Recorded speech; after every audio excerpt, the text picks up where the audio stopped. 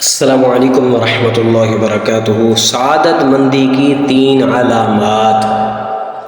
آئیے حدیث سماعت فرمائیں۔ حضرت نافع بن عبد الحارث رضی اللہ تعالیٰ عنہ سے روایت ہے کہ سیدنا رسول اللہ صلی اللہ علیہ وآلہ وسلم نے ارشاد فرمایا، من سعادت المرء المسلم فی الدنیا الجار الصالح والمنزل الواسع والمرکب الحنیء۔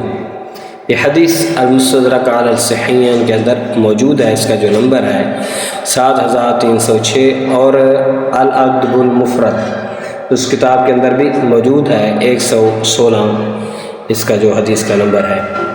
تو یہ اس حدیث کا ترجمہ سماعت فرمائیں۔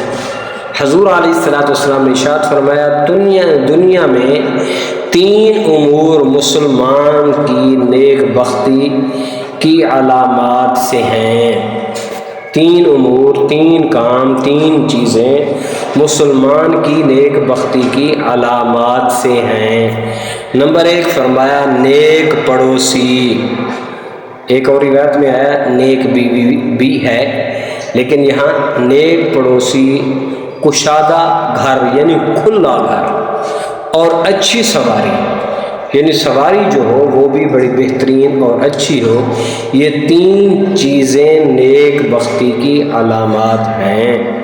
نیک پڑوسی سے وہ مسلمان جو ہم سایہ مراد ہے، جو پڑوسیوں کو اذیت نہ دے، کشادہ گھر جس میں رہنے والوں کے لیے منافع ہوں، اور بہترین سواری جو آرام دہ اس پر سفر کرنا آسان ہو۔